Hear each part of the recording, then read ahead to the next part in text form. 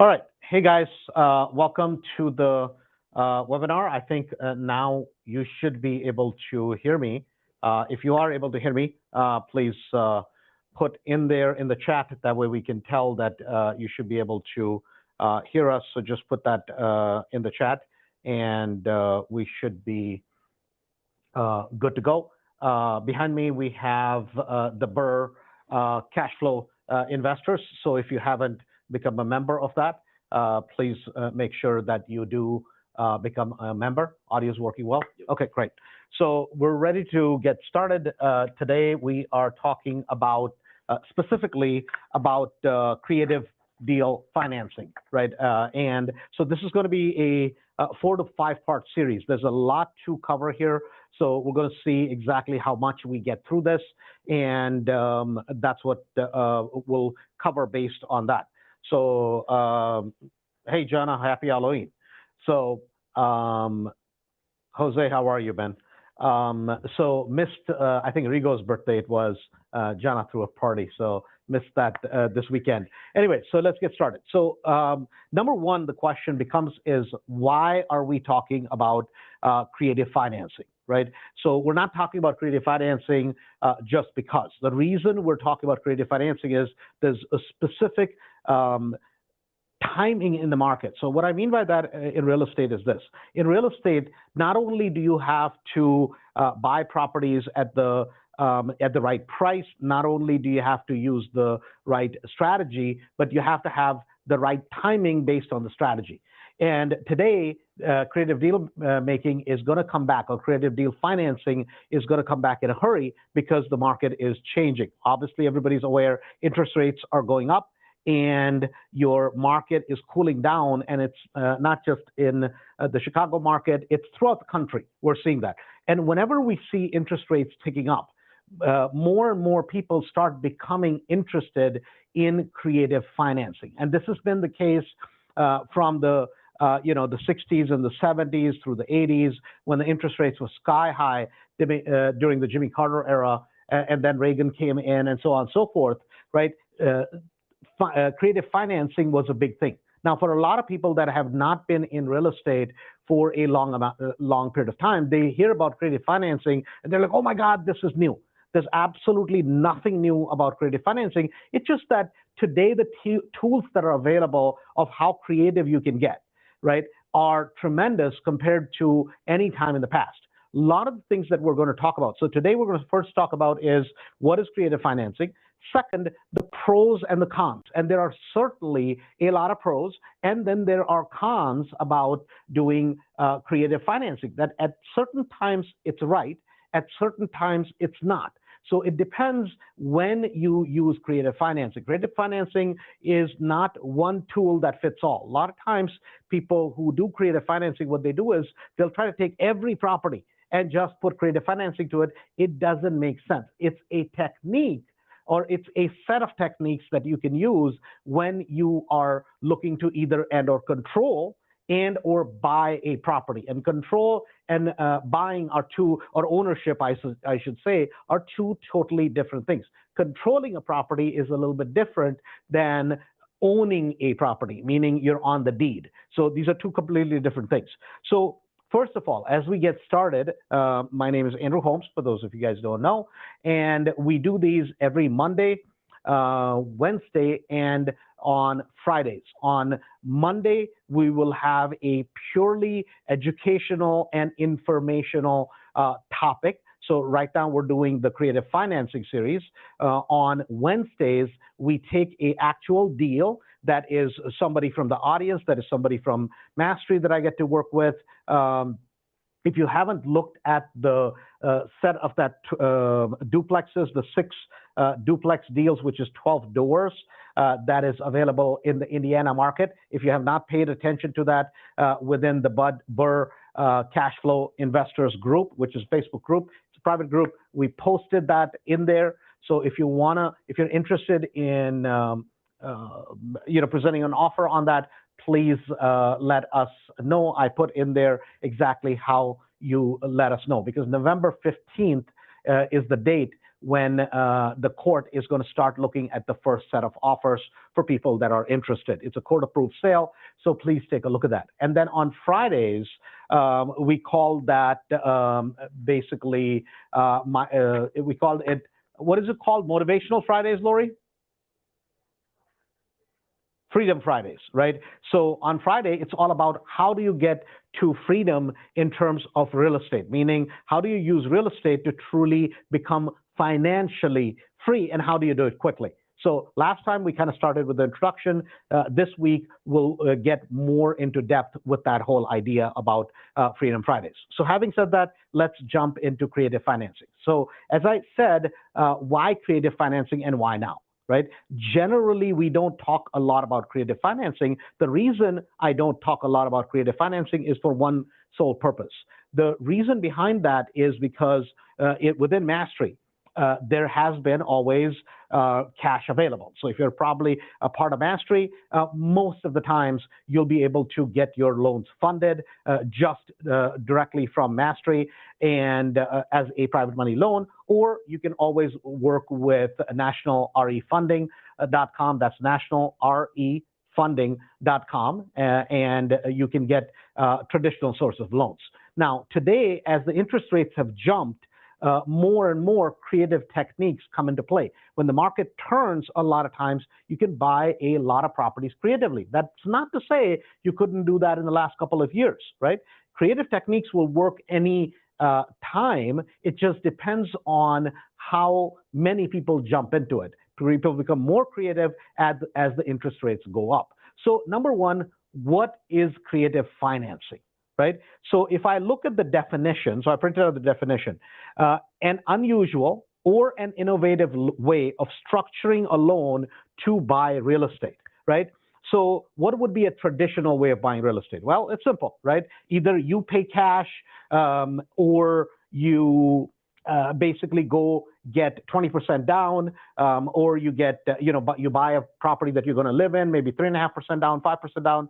Conventionally, that would be considered a traditional way, meaning most of real estate changes hands, and it changes hands either somebody's buying the property for cash, or most of the times they're putting a 20% loan, sometimes a conventional 5% loan, 3.5% loan, any of those things. That would be considered a traditional way of buying real estate. Now, if you're around us and if you're from Mastery, we consider private money as basically borrowing money from other people within Mastery or other people you may know. A lot of times people will say, well, that's kind of creative. That's in our book. We do so many. I mean, these are thousands and thousands of loans that are done out of Mastery that are done to brand new people, right? And they're done every day of the week, and people have built up huge portfolios. So that's not really creative in my book. So anything unusual, right, or innovative way of buying properties is going to be a creative financing, right? Now, a lot of times what people think is that, this is where my challenge with creative financing comes. A lot of times people who do creative financing, that's the only technique that they use. So let's talk about pros and cons of creative financing. So what are the pros, right? And there are a tremendous amount of pros of being creative with your financing. What creative financing does is creative financing gives you a whole new set of tools to be able to do deals that you would have walked away from, right? So it gives you a whole new set of tools, meaning some of the deals that you maybe couldn't get financing, or you maybe did not want to put traditional financing, or you did not want to put traditional money, you went creatively because you could buy the property in a more creative manner, and that made more sense. So I guess this leads into, when do you use creative financing? Now, some people will say anytime it's available, you use creative financing. I personally happen to disagree. You get creative. So now, what about BRRRR? Right? If you look at the strategy of buy a property, rehab a property, rent a property, refinance a property, and repeat it, is that a creative way of buying properties, right? Meaning, if I went out and got a loan from somebody that's a private money lender, they gave me the purchase money as well as they gave me the money for rehabbing the property, and then I went and did the rehab and went rented the property out or did an Airbnb and put a refinance loan on it on the back end, paid off the lender on the front end. Is that being creative?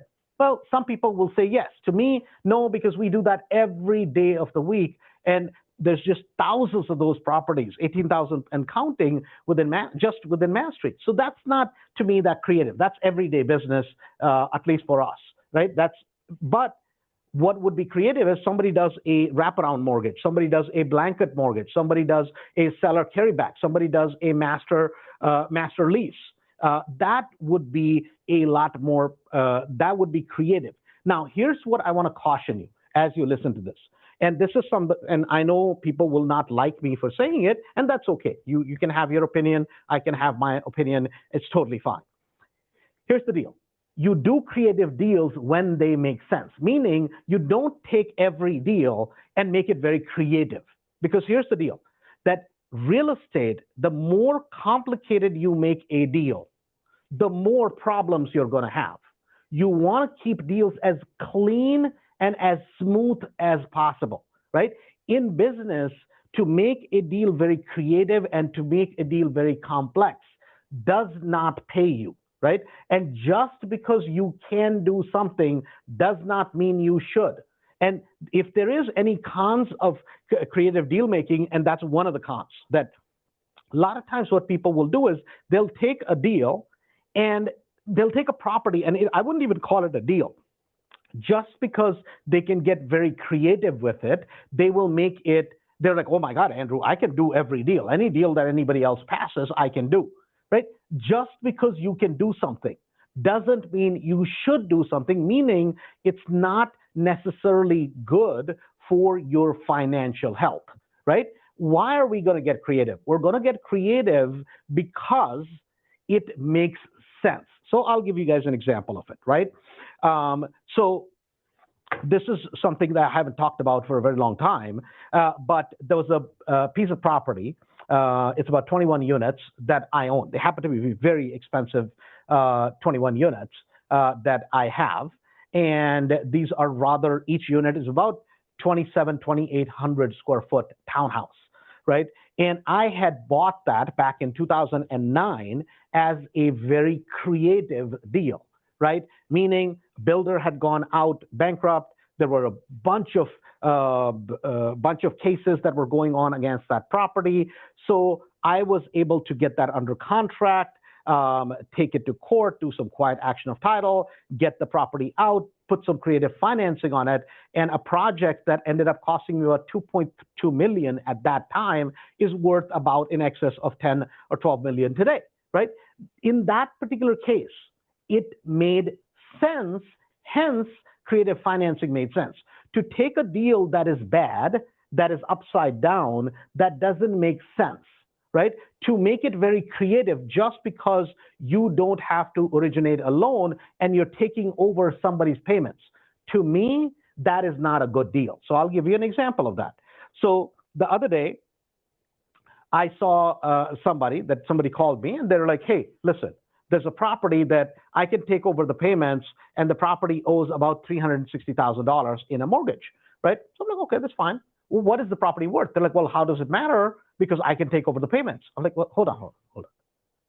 What do you mean? If you could just take over somebody's payments, so you're going to take over a property that's upside down, meaning today, the value of that property. So to bring it to good condition today, it's going to cost you about another $30,000 to $40,000, right? And that's being very conservative, maybe even 40, maybe even 50. So you're going to be in that deal for about $400,000.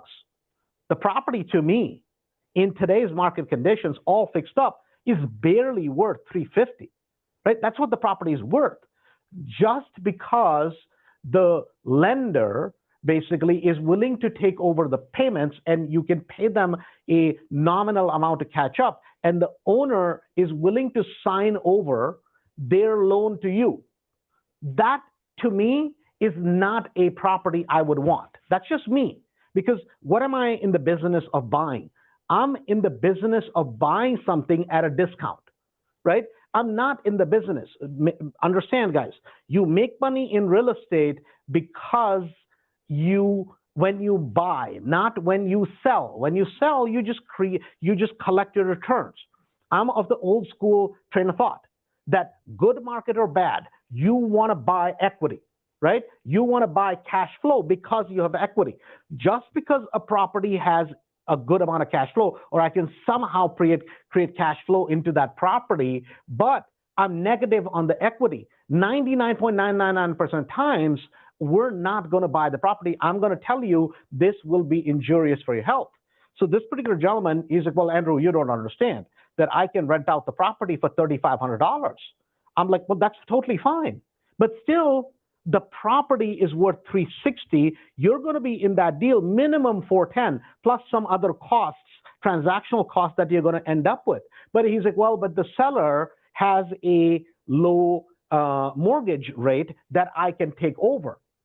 I'm like, what does that have anything to do with buying a good? That to me is not investing. This is just me, right? He's like, well, but the interest rates today are about 7.2%. If I was to put a loan on it, here's a loan that I can take over at 5%. And I think it's a great deal because the end lender, as long as I catch up on the payments that are missing, it's a bad loan right now. They're willing to basically let the seller just carry the loan, and the seller is willing to quitclaim it to me subject to the existing mortgage. I'm like, listen, to you, this may be a great deal. To me, this is a bad deal. Inherently, as far as I'm concerned, the property needs to be a good buy. What does that good buy mean? Number one, the property needs to have equity in the property. Or you have to be able to add some money to it, meaning do capital improvements and increase the value and create equity in it. That's number one. Number two, it needs to have some cash flow, or you have to be able to put the property back on the market and dump it and make a lot of money just because you can take over somebody's payments, right? And you can create a deal and you think you're creating a deal. There is no existing deal. If the property is upside down, it's upside down. Now, some people will say, well, but I can still take over upside down property. Now I own 1, 2, or 3 property. And sorry if I offend you, but owning one crappy thing or owning a pile of crap, it's still crap. And the bigger the pile, it's still crap. And I say that to say this, that this is where people get in trouble, is when they, just because they can get into a transaction, they force themselves in because they take pride in the creativity they have shown in that transaction, rather than taking pride in the amount of equity that they bought, rather than taking pride in the amount of cash flow that they created with the deal, rather than taking pride in the amount, what their DCR is on, or DSCR is on every single property. See, wealth is built because even if you work out terms, and the terms is a word that is used, well, I got good terms from the seller. Great, fantastic, right? Good terms from the seller is great. Interest is 7%. You have a seller that has a mortgage at 4%, and you take over that. That's fantastic. There's nothing wrong with that. But that does not mean that you take a deal that is bad, and just because the seller is willing to give you the property on terms, that you take the property on terms. And my reason to this particular person was this, that if you rent out this particular property, agreed that you can cover your nut, and you're going to have a very small amount of cash flow, but you will have some cash flow. The problem is this: what if the tenant doesn't pay, right? What if there's damage to the property? What are you going to do? He's like, well, my paperwork says I'm just going to hand it back to the seller. To me, this is just me. You may agree with it or not, but that is not good deal making. That is not investing. That is simply getting yourself into a creative deal. Now, on the other side of it, right, creative deals, a lot of deals that you would pass by. A lot of times people would, you as a creative deal maker, you as doing creative financing, can get in those deals if you choose to. Now, if you look at the market since back in 2008, right? So I started back in 2008. And at that time, a lot of people, it was hard to find money in the market, meaning the options of doing loans was few and far between. And I want to put this in perspective. So at that time, there were a lot of people in the marketplace, and they're still around. They're just not in real estate, right? Or at least they're not doing real estate the way they were doing it back in 2008. So they would tell me, they're like, Andrew, it's a short sale and we're going to take over the payments. But I'm like, it's upside down, right? It's upside down. And the lender, it's not like the lender is basically approving a short and you're taking over that short, right? I would rather take over that short. They're like, well, but no, I mean, on this particular street, there are 3 mortgages that are short and only one of you can only buy one because you want to buy the property for $80,000. There's a mortgage for $300,000. I'm like, well, yeah, I'm going to work out a short sale on it and buy the property for $80,000. The other 2 lenders, just because you can infuse $10,000 or $15,000 in cash in those deals and keep the property. Why am I going to pay an artificially high value when the market is going straight down? You're ending up with crazy properties. And if the tenant you put in there, they miss 1 payment, 2 payments, 3 payments, your whole deck of cards is going to come down. That to me is not called creative deal making. That is called sheer stupidity. We're in the business of investing. What does investing mean? Investing means you're buying something here where the value is up here. And then if you do decide to put in some capital improvements to it, then the value has to go up at least, and not by equivalent. If you put 50,000 in the deal, the value can't go up 50,000 bucks because that's called retail. The value needs to go up if you put 50 into it, 80, 90, $100,000 extra, because that is called investing. And I say that right in the beginning of this, before we jump into any of this, is just because you can do something, and please remember this, right, in life, just because you can drive like a maniac and it may be really a lot of fun, right? We've at times all done it, all driven probably a little bit recklessly, but if you think about it from a standpoint of when you're in your senses, it's probably not the wisest choice. You got away with it. Maybe you didn't get a ticket. Maybe you didn't get your ass arrested. But that doesn't mean that being reckless while driving is a good thing, right? And this is what I'm going to tell you. With driving, you can hurt yourself, hurt somebody else, end up in jail. But with finances, if you are reckless with it, and just because you can get creative, right? If you're too creative with things and you're not looking at the bottom line principles of investing, what can happen is you can get yourself in a lot of hot water. So I'm not saying that there's anything wrong with it. What I am saying is that the basic principles of investing do not change. So another thing to keep in mind, and this is a question a lot of times people don't think about, and that is what state you're in is going to determine the simplicity with which you can get more creative or a little bit less creative, or how easy it is to do a lot of creative deals, right? Like perfect example of that comes to mind right off the bat is if you take the state of Texas. If you take an area like Texas, if you're doing seller finance deals, right?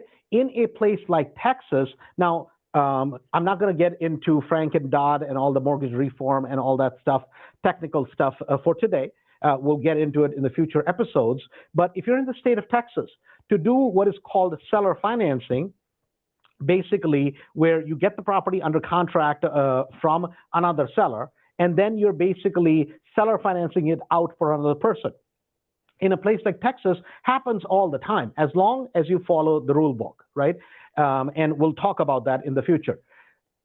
But in a place like Illinois, it's not that you cannot do it. There's no such thing as you cannot do it. But the compliance in a place like Illinois is going to be a little bit stricter, and you need to use a proper attorney that understands how to do it in a competent manner, right? Why? So why is that in Texas, it's one way and it is a different way in Illinois? So that has to do with the basic thing, which is it a deed of trust state or is it a mortgage state?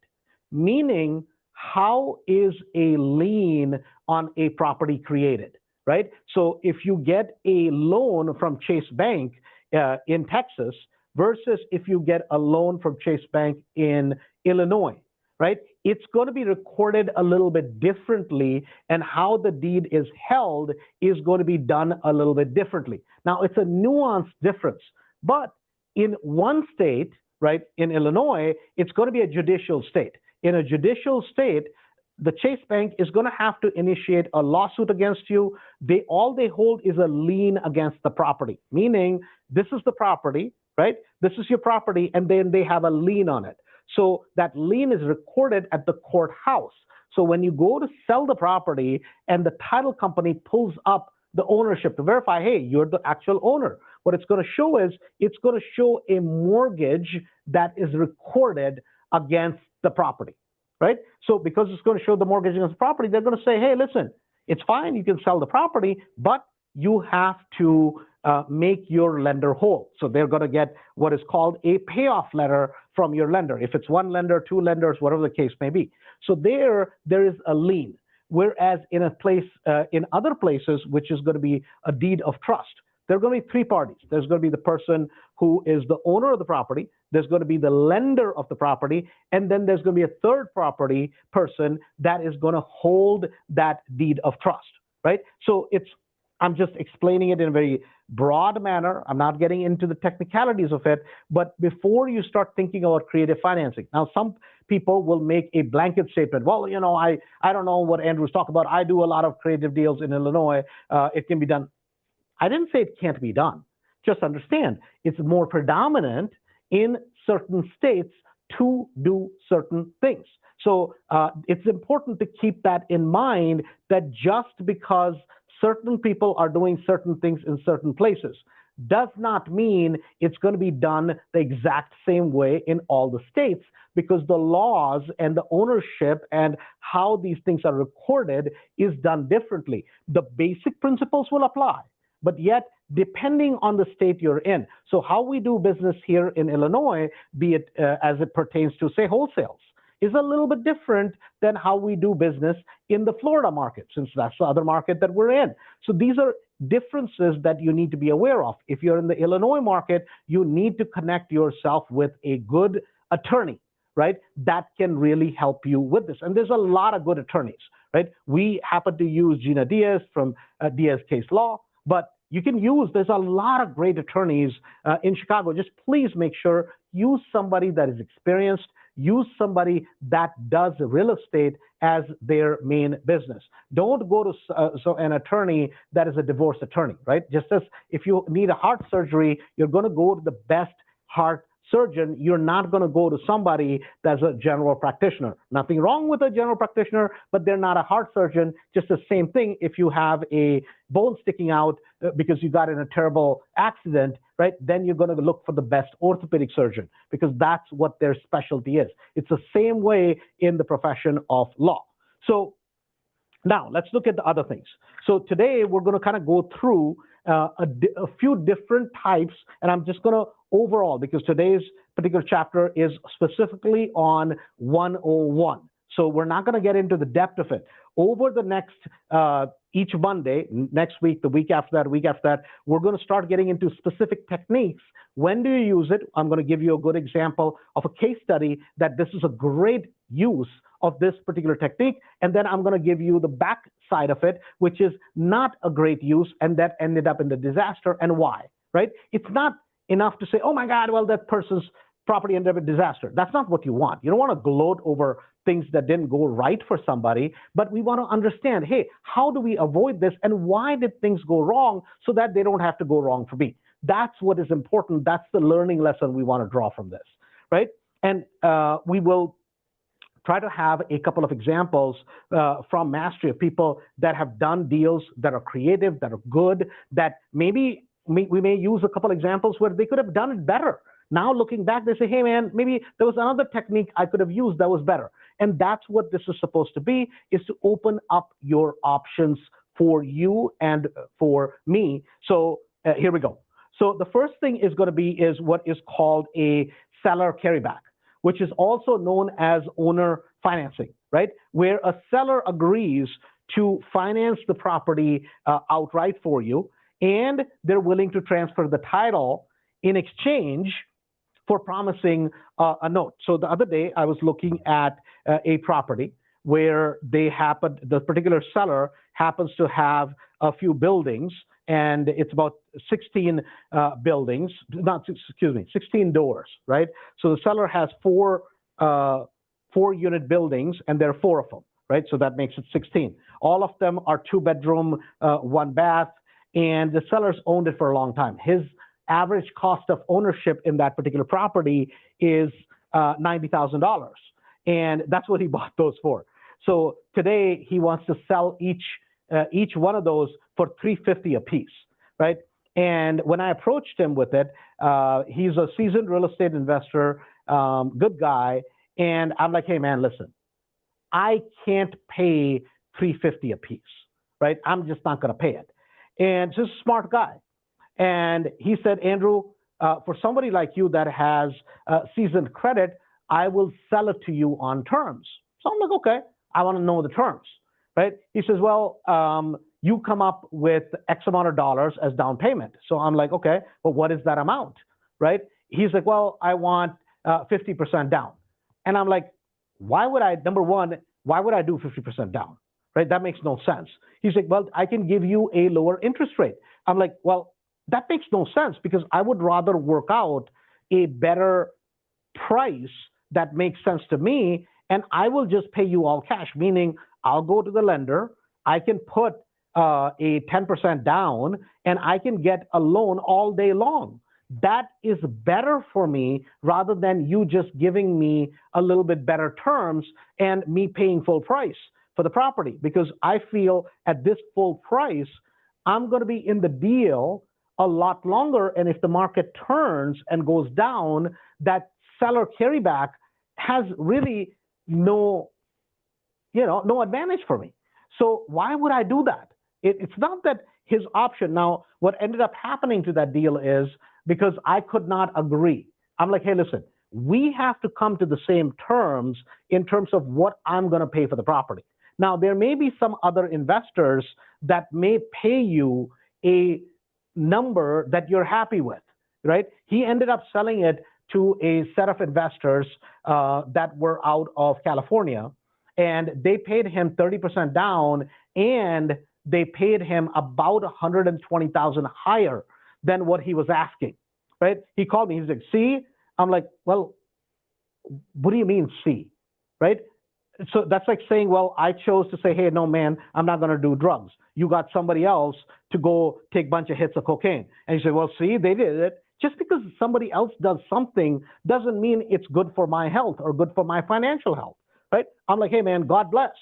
I have no problem that you sold the property to them. I think it's great of you. It's just that I'm not willing to take the risk that these people took, right? Because to me, inherently, they overpaid for the property, and I feel from the numbers that I did, they overpaid for the property by $350,000.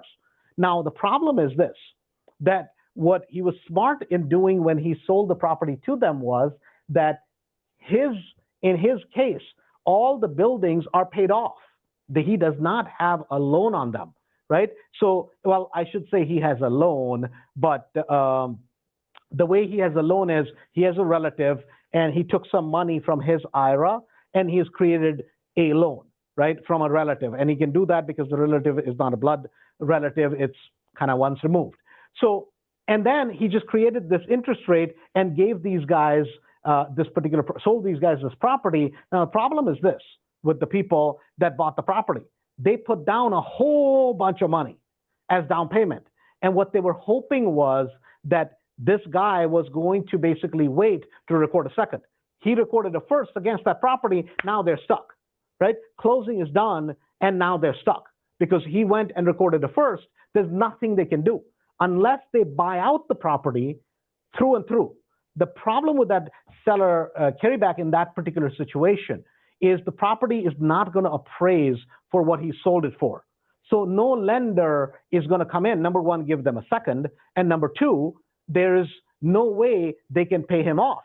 So he ended up in a great situation, and basically the seller got a upper hand in that situation. Now, does that mean this is a unique situation that I described, right? Does that mean seller carryback does not work? No, it works, right? Another example of that is I'm not going to mention who, there's somebody from Mastery bought a property. it was a seller that was a landlord for a long amount of, for a very long period of time, and they have two properties. And they have two properties, and both the properties were sold to this person from Mastery as a seller carryback because the seller did not want to sell the property this year and take all the money and take all the gains and have to pay taxes on it. So they basically wrote up a contract in a way that he's getting payments, and so his tax liability gets reduced quite a bit. In that particular case, a seller carryback, because plus the seller gave him a really attractive rate, and he gave him a 7-year period to be able to do a to be able to take out. So it's a balloon of 7 years, and the seller gave him a very, very, very good rate. Now, what happened during Corona? So before Corona, the seller had given him a great rate. But during Corona, what happened was the rates came down. So this person from Mastery, I don't want to mention the name because this is their secret, because they have two more properties, exactly the same deal from the same seller. During Corona, they went back to the seller and say, oh my God, the tenants may not pay this. And this was a legitimate concern. Even though the tenants continued to pay, they go back to the seller and say, hey, Mr. Seller, right?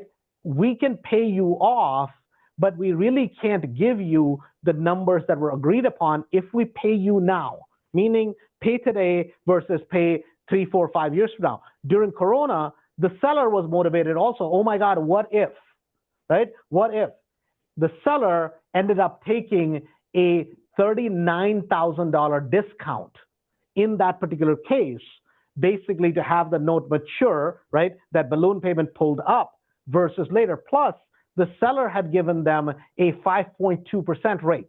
This is prior to Corona. And during Corona, they were able to put a 30-year loan on it, take out the seller financing, right? Because the seller financing was at a higher rate than what the going market rate was. And they were able to get a discount from the seller because why? The mortgage rates were low. The market was such that the seller was unsure and he wanted the cash in hand, right? So it depends on how you structured the deal. So that's an example of it. Well, the seller can, another way of doing this is that the seller can do a second mortgage, right? The seller sometimes can carry back a second mortgage. Now, in that particular case, what you have to make sure is your lender, right? If you have a bigger national lender, and some lenders will be okay with it. A lot of the lenders, knowingly that you're going to basically take the money and put it on the back end from the seller, right? They may not be okay with it. Some lender will, some lenders will allow that. I know 2 or 3 lenders that will allow that as long as they have a first lien position, because the second lien position gets wiped out anyways. Well, another way of buying properties with creative financing is going to be a contract for deed. Now, this will become kind of complicated, so I'm not going to get into it. We'll spend one session just on this. Now, in my list, it always also says the next point is a private mortgage. Private mortgage, to me, I don't consider that which is, a private loan, we call it. We don't consider that a creative technique because we do so many of these within Mastery. So that's not a big deal. The next one is a big one, which a lot of people do, and that is assuming the payments, that you're assuming pre-existing payments. Now, that may mean the seller is behind. You may have to put down some money to catch up the payments, or that they're doing okay, they just want to move and they want somebody else to assume those payments. I have a situation right now that we're dealing with where we're trying to get the court approval where we can go ahead and just assume the mortgage. In that particular case, we're going to need a court approval, but I believe that it can be done and the court will approve us assuming that particular mortgage. So that's another way. Well, another thing is going to be a lease option, right? Now you can do a master lease option. You can do what a lot of people today are doing, which would be a creative way of doing it. It's basically a sandwich lease option was the older technique that a lot of people did. I think it's one of the more dangerous techniques. And I believe unless you really, really, really know what you're doing, this is a technique, even though it's a very creative technique, It can be a fun example to talk about. To me, this is something you should really, really stay away from, and that is a sandwich lease option. I've seen people really get themselves in a lot of hot water, and I mean legal trouble. So this is something, and people think there's somebody locally here that I told them 100% I would not do it. They thought I was the biggest idiot, and they were not laughing 2 years down the road because it became a very serious issue where they got leases from basically from homeowners that were kind of in trouble, and they took those leases and turned around and sold those sandwich lease options to somebody, a couple people from Mass Street. If they're watching this, they know exactly who I'm talking about, and that is not something I would do because this person literally avoided going to jail by this much because you're taking money from the end buyer saying for a promise. And you do that multiple amount of times, that can really land you in a lot of hot water. So that's one technique I would be careful with. Now, where this technique is being used it's being used right now with arbitrage, meaning arbitrage of Airbnb properties. I feel that even in today's market, even with today's rates, you can actually buy a lot of those properties rather than just doing a rental arbitrage. That's my personal opinion, but are people making money doing rental arbitrage on Airbnbs? Yes, as long as you don't break any of the rules and as long as you're upfront and honest with the homeowners. As long as that's the case, you're good, right? And as long as your paperwork covers that. It's a phenomenal technique. It is a phenomenal technique if you're willing to put the work in. We'll talk about that and we'll use a couple of examples of that. Now, this is not a technique I would use. I have this on my list, and somebody said, well, we use this all the time. I would not suggest you use this, and that is going to be the retirement account technique. So I would not borrow from the retirement account to be able to do this when we talk about creative financing. So I'm going to end with that for today because we've already been going for 43 minutes. Do not buy your properties in an IRA or from within your IRA amount. That is not, as far as I'm concerned, it is not a creative technique to me. Your funds within your IRA are going to get trapped, but I'll show it with an illustrative example of how a better way of doing that would be rather than just getting that money trapped within your IRA. So we will talk soon, which is this particular topic. We're going to pick it up next Monday with the first part of it, which is going to be on a seller carryback, and we'll go through that exact example and in what cases it made a tremendous amount of sense. Having said that, if you're not a part of Burr Cashflow Investors, make sure you become a part of that. And we have a fun drawing that we're doing for everybody that joins Burr Cashflow Investors at this point, that at the 3-day event, which is coming up in November. I think the link is right there. At that event, we're going to give the person who invites the most of their colleagues, friends, other people that are interested in real estate into the group. We have a whole set of appliances, $3,500 value. So brand new set of appliances for your property, for your home, that we are giving away to get lots and lots of people within the group and get lots of fun discussions started. Having said that, this is Andrew Holmes. Talk to you soon.